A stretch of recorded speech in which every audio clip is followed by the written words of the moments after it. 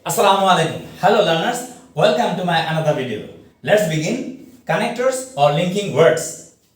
For showing results or consequences, we will use so, as a result, hence, consequently, as a consequence, therefore, for this reason or that's why.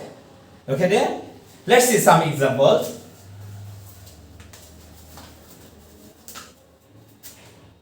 He kills his time, so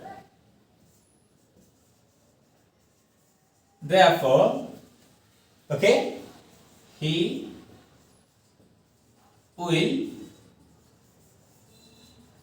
suffer in the long run. Okay there? He kills his time, so or therefore or thus he will suffer in the long run. On the other hand, to show condition we will use if, unless, in case, had. Okay? Let's see. If you learn English well, if you learn English well, you will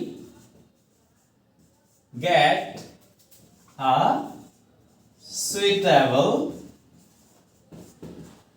job. If you learn English well, you will get a suitable job. Unless you work hard, you will never shine in life. In case it rains, we shall not go to school. Okay dear? Thus you will practice. Okay, we will more discuss tomorrow. Okay? Thank you.